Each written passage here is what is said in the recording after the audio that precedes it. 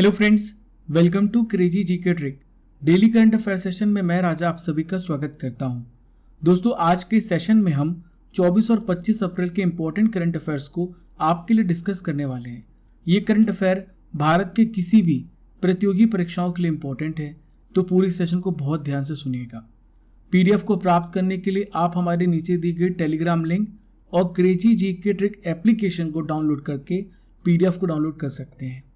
देखिए फ्रेंड्स, आज का सबसे पहला इंपॉर्टेंट करंट अफेयर आपके सामने रहा। पहला प्रश्न ये रहा, खेलो इंडिया यूनिवर्सिटी गेम्स 2021 हाल ही में किस राज्य में शुरू हुए हैं? इन which state Khelo India university games 2021 है स्टार्टेड। तो देखिए, बहुत ध्यान से सुनिएगा, इंपॉर्टेंट क्वेश्चन है। इसका सही उत्तर है कर्नाटक। हाल ही में कर्नाटक राज्य में खेलो इंडिया यूनिवर्सिटी गेम्स का आयोजन किया जा रहा है। देखिए, इस बार का कौन सा संस्करण है?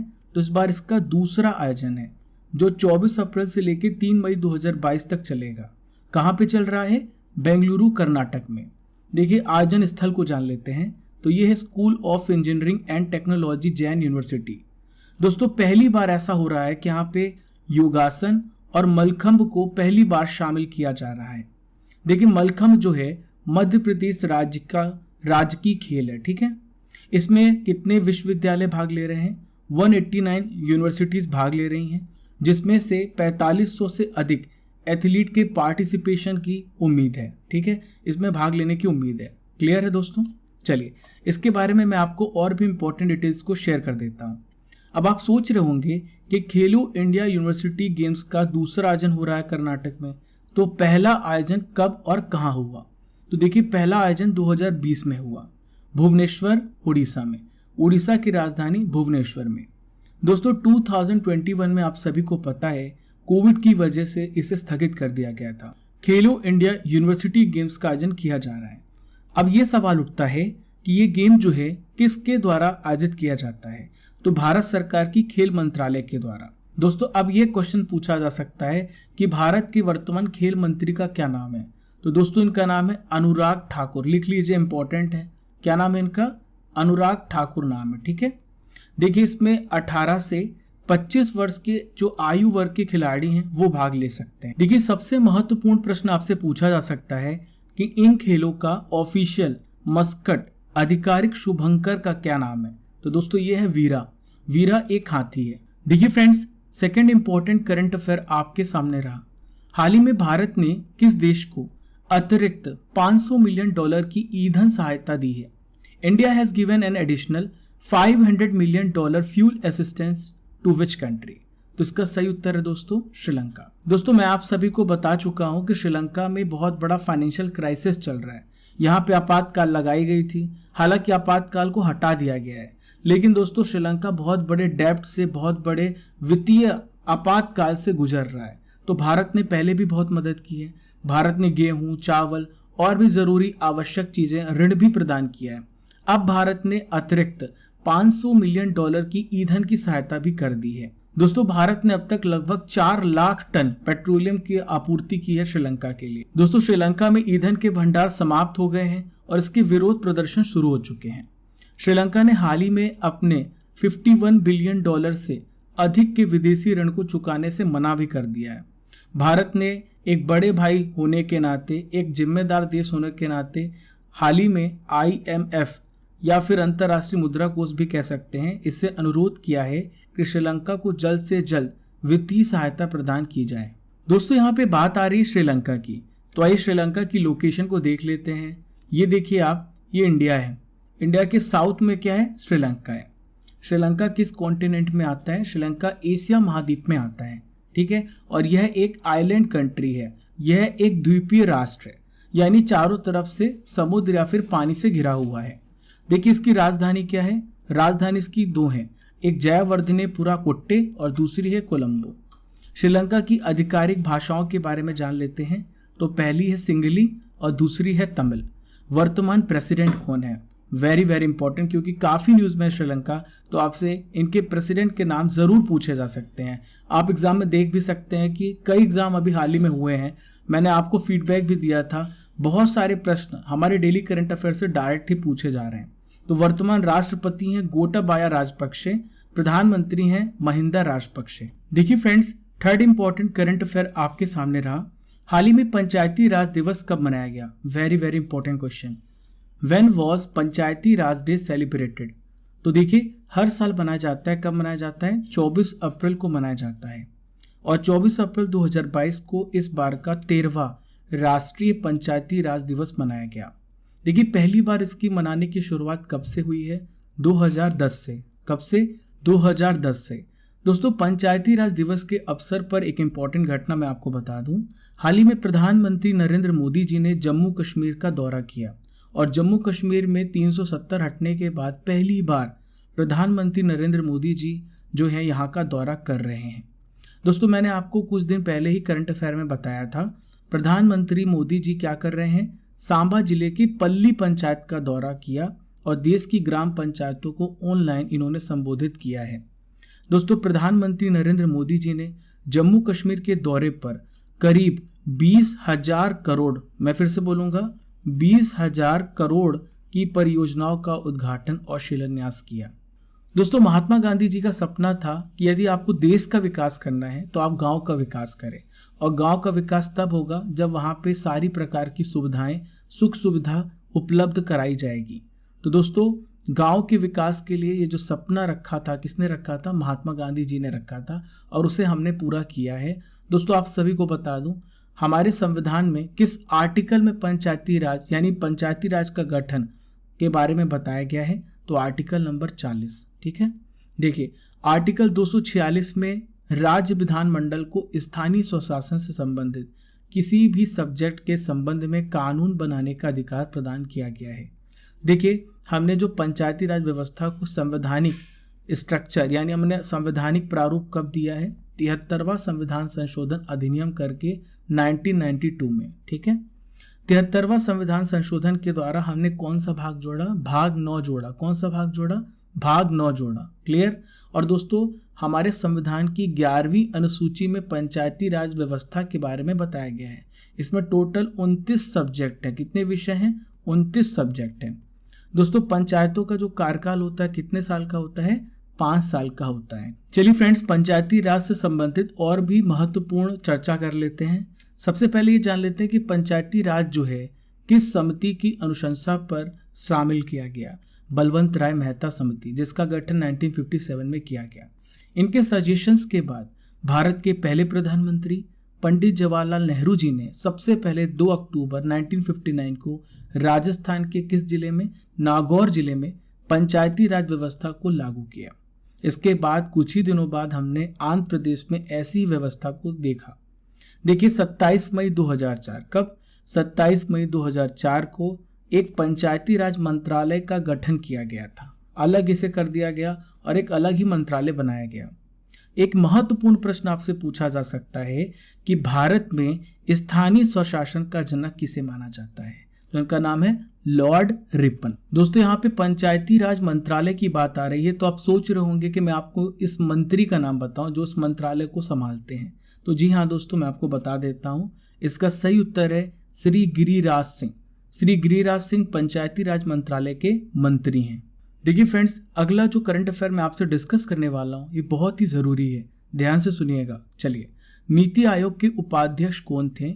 वाइस प्रेसिडेंट कौन थे जिन्होंने हाल ही में पद से इस्तीफा दे दिया है? Who was the vice chairman of NITI Aayog who has resign from the post recently? तो दोस्तों, इनका नाम है राजीव कुमार। ठीक है, अब सवाल उठता है कि राजीव कुमार की जगह कौन लेंगे? तो दोस्तों, इनका नाम है सुमन के बेरी। कौन है? सुमन के बेरी। सुमन के बेरी को नया उपाध्यक्ष नियुक्त किया गया है। 22 अप्रैल 2022 को इन्होंने नीति आयोग के उपाध्यक्ष के पद से इस्तीफा दे दिया है। दोस्तों, सुमन के बेरी 1 मई 2022 से जब तक अगला आदेश नहीं आ जाता तब तक ये इस पद पर बने रहेंगे। देखिए, राजीव कुमार नीति आयोग के दूसरे उपाध्यक्ष थे और 2017 में ये अपॉइंट किए गए थे। दोस्तों, मैंने आपको तो ये बता दिया कि नीति आयोग के दूसरे उपाध्यक्ष थे राजीव कुमार। तो पहले उपाध्यक्ष कौन थे? तो इनका नाम है अरविंद पनगड़िया। फिर से बोल रहा हूँ, अरविंद पनगड़िया। लिख लीजिए, एग्जाम में पूछा जाएगा। दोस्तों, यहाँ पे नीति आयोग आ रहा है तो आप ये भी सोच रहे होंगे कि मैं आपको नीति आयोग के बारे में बताऊं। तो दोस्तों, ध्यान से सुनिएगा। सबसे पहले तो इसका फुल फॉर्म पूछ लिया जाता है। तो नीति का फुल फॉर्म है national institution for transforming India. देखिए हाल ही में MPPSC में और UP में भी एक क्वेश्चन पूछा गया है। ठीक है दोस्तों, नीति आयोग जो है एक थिंक टैंक का कार्य करती है, यानी भारत सरकार को हर प्रकार के सुझाव देती है ताकि देश की तरक्की, ताकि देश का विकास हो सके। देश में हर तरह के डेवलपमेंट के सुझाव के लिए नीति आयोग जिम्मेदार है और योजना आयोग की जगह पर 1 जनवरी 2005 को इसे लाया गया था। देखिए इसका हेडक्वार्टर कहाँ पर है? नई दिल्ली में। कहाँ पर? नई दिल्ली में। देखिए अध्यक्ष कौन होता है? जो भी देश का प्रधानमंत्री होगा वही इसका प्रेसिडेंट होगा। CEO याद रखिएगा अमिताभ कांत है। कौन है? अमिताभ कांत है। नीति आयोग मैंने आपको बताया भारत सरकार का एक policy making think tank body है। ये सरकार को पॉलिसी और डायरेक्शनल इनपुट देता है और इसके साथ ही केंद्र और राज्य के बीच में किस तरीके से संबंध बरकरार रहे। दोस्तों इसके अलावा केंद्र और राज्यों को जरूरी जो टेक्निकल सजेशन है ये भी प्रदान करता है नीति आयोग। देखिए friends, 5th important current affair आपके सामने रहा। UGC और AICTE हाल ही में इन्होंने किस देश के शैक्षणिक संस्थानों में एडमिशन ना लेने की चेतावनी जारी की है? तो दोस्तों हाल ही में ये डिसीजन लिया है कि पाकिस्तान में एडमिशन ना लिया जाए।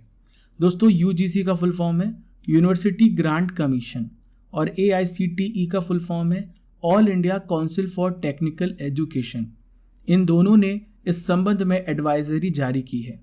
सभी भारतीय छात्रों को सजेशन दिया गया है कि उच्च शिक्षा हासिल करने के लिए वो पाकिस्तान की यात्रा ना करें। अगर भारतीय नागरिक या प्रवासी नागरिक पाकिस्तान के एजुकेशनल इंस्टीट्यूट में एडमिशन लेता है और डिग्री लेता है तो इस आधार पर उसे भारत में नौकरी और हायर एजुकेशन के लिए पात्र नहीं माना जाएगा।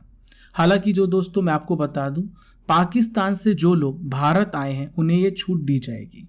प्रवासी और उनके बच्चे जिन्होंने पाकिस्तान में उच्च शिक्षा की डिग्री हासिल कर ली है और जिन्हें भारत द्वारा नागरिकता प्रदान कर दी गई है, वे गृह मंत्रालय से सुरक्षा मंजूरी प्राप्त करने के बाद भारत में रोजगार पाने के पात्र होंगे। देखिए friends, next important current affair आपके सामने रहा। सरकार के द्वारा फसल वर्ष 2022-23 के लिए कितने खाद्यान्न उत्पादन का टारगेट रखा गया है? इसका सही उत्तर है 32.8 मिलियन टन। दोस्तों ये जानकारी हमें किसने दी है? भारत के वर्तमान केंद्रीय कृषि मंत्री central agriculture minister Narendra Singh Tomar ने नई दिल्ली के कृषि के लिए खरीफ अभियान 2022-23 पर राष्ट्रीय सम्मेलन का उद्घाटन करते समय ये जानकारी प्रदान की है। देखिए फाइनेंशियल ईयर 2021-22 के उत्पादन की तुलना में ये जो लक्ष्य है कितना ज़्यादा है? 3.8% ज़्यादा है। दोस्तों टोटल कुल खाद्यान्न उत्पादन जो टारगेट है वो है 32.8 करोड़ टन। देखिए friends, next important current affair आपके सामने रहा। सांस पहल की शुरुआत हाल ही में किस राज्य में की गई है? In which state has this SAANS initiative have been launched? Very very important question, तो ध्यान से सुनिए। ये इनिशिएटिव किस राज्य के द्वारा लिया गया है? कर्नाटक राज्य के द्वारा। कर्नाटक के वर्तमान स्वास्थ्य मंत्री और चिकित्सा शिक्षा मंत्री हैं, इनका नाम है के सुधाकर। सांस का फुल फॉर्म क्या है? Social awareness and action to neutralise pneumonia successfully. दोस्तों एक महत्वपूर्ण साइंस क्वेश्चन आपसे पूछा जा सकता है कि निमोनिया किस बैक्टीरिया की वजह से होता है, तो मैं आपको बता देता हूं, आप लिख लीजिए। इस बैक्टीरिया का नाम है स्ट्रेप्टोकोकस न्यूमोनी। क्या नाम है इसका? Streptococcus pneumoniae. याद रहेगा आपको। दोस्तों इस पे क्या होगा मैं आपको बता देता हूं। इस अभियान के तहत क्या होगा, इस इनिशिएटिव में क्या होगा? इस इनिशिएटिव में 5 साल से जो कम उम्र के बच्चे हैं उनमें निमोनिया की पहचान की जाएगी और अधिक जागरूकता सुनिश्चित किया जाएगा ताकि पहले ही इनका उपचार किया जा सके। दोस्तों निमोनिया हमारे किस अंग को प्रभावित करती? लंग्स को, फेफड़ों को। यहाँ पर हमारे फेफड़ों में ये संक्रमण फैला देती है। देखिए friends, 8th important current affair आपके सामने रहा। नजीहा सलीम का संबंध किस देश से है जिनके सम्मान में गूगल ने 23 अप्रैल 2022 को डूडल बनाया? दोस्तों यहाँ पे डूडल लिखा हुआ है तो आप सोच रहे होंगे कि डूडल क्या है। आपने देखा होगा डूडल, मैं आपको समझा देता हूँ इसका मतलब क्या है। किसी विशेष दिन को गूगल का होम पेज आपने देखा होगा, इसका होम पेज अलग दिखता है, ठीक है। जैसे आप यहाँ पर देख पा रहे हैं ये इस प्रकार से आपको दिखेगा, तो अलग दिखता है, यानी गूगल जो है लोगों को अलग तरीके से क्रिएटिव बनाया हुआ होता है। यह क्रिएटिव लोगो जो है उस विशेष दिन या व्यक्ति को समर्पित होता है। दोस्तों अब आइए जान लेते हैं किस देश की हैं सलीम। तो ये है इराक की। 23 अप्रैल 2022 को गूगल ने इराकी कलाकार, शिक्षक और लेखक नजीहा सलीम के सम्मान में डूडल बनाया। देखिए डूडल जो बनाया है सलीम जी के बारे में, तो मैं आपको बता देता हूँ, ये पेंटिंग शैली और कला के लिए जानी जाती थी और इनके योगदान को श्रद्धांजलि दी गई है। सलीम का जन्म 1927 में तुर्की में एक इराकी परिवार में हुआ था। देखिए friends, next important current affair आपके सामने रहा। हाल ही में किस राज्य ने खोंगजोम युद्ध स्मारक परिसर में खोंगजोम दिवस मनाया है? विच state has celebrated Khongjom day at Khongjom war memorial complex? तो दोस्तों इसका सही उत्तर है मणिपुर। देखिए खोंगजोम है कहाँ पर, मैं आपको बता देता हूँ। खोंगजोम युद्ध स्मारक मणिपुर के किस जिले में है? थौबल जिले में है। दोस्तों ये किनको श्रद्धांजलि देता है?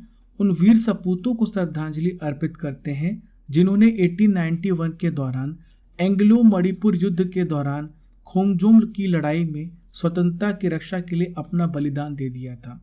इस परिसर में दुनिया की सबसे ऊंची तलवार की मूर्ति भी है। देखिए यहाँ पे बात आ रही मणिपुर की, तो आइए मणिपुर की लोकेशन को देख लेते हैं। ये है यहाँ पर देखिए आप मणिपुर, ठीक है।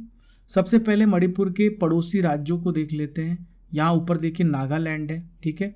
फिर इधर देखिए मिजोरम है, इधर देखें आप असम है, ठीक है। 3 राज्य मैंने आपको बताए, ठीक। इसके बाद आप इधर देखिए म्यांमार है, पूर्व में म्यांमार है। तो देखिए आपने यहाँ पर देख लिया मणिपुर के पड़ोसी राज्यों के बारे में। अब आइए जान लेते हैं दोस्तों मणिपुर के राज्यपाल कौन है। तो इनका नाम है LA गणेशन, मुख्यमंत्री हैं N बीरेन सिंह, कैपिटल क्या है? इम्फाल। देखिए friends 10th important current affair आपके सामने रहा। विश्व पुस्तक और कॉपीराइट दिवस हाल ही में कब मनाया गया? When was the World Book and Copyright Day celebrated? हर साल कब मनाया जाता है? 23 अप्रैल को मनाया जाता है। देखिए क्यों मनाया जाता है? ताकि लोगों में बुक्स पढ़ने की आदत बने। दोस्तों आपको पता है कि book reading is the best hobby. अगर आप बुक रीडिंग करते हैं तो आप दुनिया की सारी नॉलेज हासिल कर सकते हैं। दोस्तों 23 अप्रैल का दिन इसलिए भी महत्वपूर्ण है क्योंकि मिगुअल डे और विलियम शेक्सपियर जैसे महान लेखकों का इस दिन निधन हुआ था। 11th इंपॉर्टेंट करंट अफेयर आपके सामने रहा। विंबलडन टेनिस टूर्नामेंट ने हाल ही में किस देश के खिलाड़ियों के खेलने पर प्रतिबंध लगा दिया है?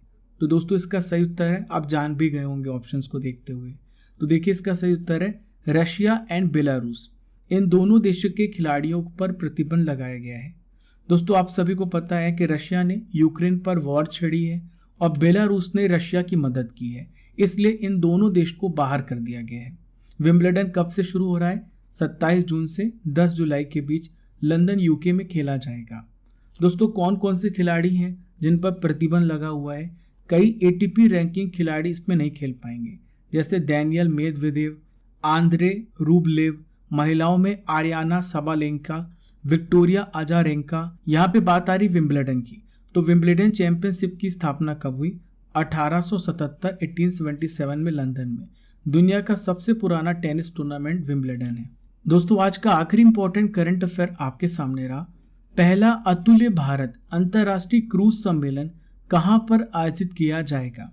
Where will be the first incredible India international cruise conference be held?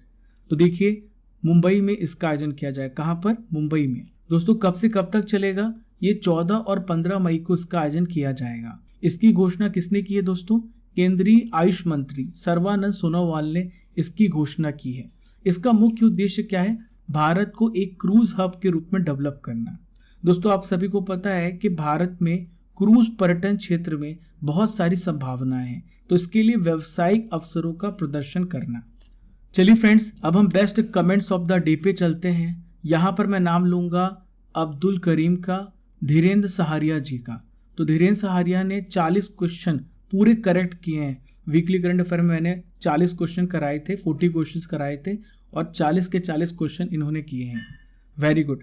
देखिए इसके अलावा आदर्श राज का भी स्कोर बहुत अच्छा है, इन्होंने 39 क्वेश्चन सही किए हैं। इसके अलावा मैं बात करूंगा आदर्श राज जी की। आदर्श राज ने 39 क्वेश्चन सही किए हैं। ऋतिक राज राधे लिखते हैं, गुड मॉर्निंग राजा सर, बिहार SI के एग्जाम्स में आपका बिहार स्पेशल नॉलेज बूस्टर। हाँ दोस्तों मैंने आप लोगों को बिहार स्पेशल नॉलेज बूस्टर दिया था, वहाँ से डायरेक्ट क्वेश्चन उठा के दे दिए गए थे। थैंक यू सर, आप ऐसे ही स्टेट स्पेशल ऐड करते रहें। मैं इसी प्रकार से आप लोगों को पढ़ाता रहूँगा। आप क्रेजी जीके ट्रिक को फॉलो करते रहें और शेयर करना बिल्कुल भी ना भूलें। दोस्तों, एक महत्वपूर्ण जानकारी मैं आप लोगों को देना चाहता हूँ। यदि आप हर महीने की मंथली करंट अफेयर्स की ई बुक को डाउनलोड करना चाहते हैं तो हमारे क्रेजी जीके ट्रिक एप्लीकेशन में आपको हर महीने की मंथली करंट अफेयर्स की ई बुक मिल जाएगी। दोस्तों, इसके अलावा एडवांस मैथ्स का amazing course, MP GK course, computer course, English course, reasoning और अब तो हिंदी भी आ गया है। यदि आप इन सभी कोर्स को एनरोल करना चाहते हैं तो नीचे दिया गया है link crazy GK trick application का, आप डाउनलोड कीजिए और इन सभी कोर्स का फायदा उठाइए। दोस्तों, आइए चलते हैं, रिवीजन कर लेते हैं। प्रोजेक्ट 75 के तहत बनाई गई 6वीं पनडुब्बी का नाम क्या है, जिसे हाल ही में जल में उतारा गया? इसका नाम है आईएनएस बख्शीर। हाल ही में पृथ्वी दिवस कब मनाया गया? हर साल 22 अप्रैल को मनाया जाता है। पैट्रिक अच्छी को किस देश का प्रधानमंत्री नियुक्त किया गया है? आइवरी कोस्ट का। भारत के प्रधान वैज्ञानिक सलाहकार हाल ही में कौन नियुक्त किए गए? अजय कुमार सूद। नेक्स्ट है, टी रामाराव का हाल ही में निधन हो गया, वह कौन थे? तो दोस्तों, ये कौन थे? ध्यान से सुनिएगा, फिल्म प्रोड्यूसर थे। India pulse and grains association IPGA का अध्यक्ष हाल ही में किसे बनाया गया है? विमल कोठारी जी को। किस राज्य या फिर केंद्र शासित प्रदेश में, या आप कह सकते हैं किस केंद्र शासित प्रदेश में जन निगरानी ऐप को लॉन्च किया है? जम्मू कश्मीर में। सैन्य अभियान के अगले महानिदेशक के रूप में हाल ही में किसे नियुक्त किया गया है? मनोज कुमार जी को। 9th इंपॉर्टेंट रिवीजन क्वेश्चन ये रहा, हाल ही में किस देश ने इंटर कॉन्टिनेंटल बैलिस्टिक मिसाइल का परीक्षण किया है? तो दोस्तों, इसका सही उत्तर है रूस। किस सिख गुरु की 400वीं जयंती नई दिल्ली के लाल किले में प्रकाश पर्व के रूप में मनाई गई? श्री गुरु तेग बहादुर जी की। किस सरकार ने धार्मिक स्थलों पर नए माइक और धार्मिक जुलूसों में हथियारों के प्रदर्शन पर प्रतिबंध लगा दिया है? हाल ही में फैसला उत्तर प्रदेश सरकार ने किया है। हाल ही में किस राज्य ने लंका पोड़ी उत्सव मनाया है? दोस्तों, इसका सही उत्तर है उड़ीसा। देखिए फ्रेंड्स, अब मैं आपसे क्वेश्चन करने वाला हूं जिसका आंसर आपको कमेंट बॉक्स पे करना है। भारत के वर्तमान केंद्रीय कृषि मंत्री का क्या नाम है? आपको इसका आंसर कमेंट बॉक्स पे करना है। तो देखिए फ्रेंड्स, ये था 23 अप्रैल के इंपॉर्टेंट करंट अफेयर्स का रिवीजन। हमने डेली करंट अफेयर में 24 और 25 अप्रैल के इंपॉर्टेंट करंट अफेयर्स को भी पढ़ लिया है। यदि आपने वीकली करंट अफेयर नहीं देखा है तो आप जा करके वीकली करंट अफेयर को भी देख सकते हैं। हमने संडे को 17 से लेकर 23 अप्रैल के वीकली करंट अफेयर्स को कवर कराया है। पहली बार हमारे चैनल पर आ रहे हैं तो सब्सक्राइब कर लीजिए और बेल आइकन बटन दबाना बिल्कुल भी मत भूलिए, ताकि आपको हर एक नोटिफिकेशन रेगुलरली मिल सके। दोस्तों, फॉलो भी करना है आपको हमें डिफरेंट सोशल मीडिया प्लेटफॉर्म पर, फेसबुक, टेलीग्राम और इंस्टाग्राम। इसका लिंक आपको नीचे डिस्क्रिप्शन बॉक्स में दिया गया है। Keep liking, keep sharing your channel crazy GK trick. Thank you friends.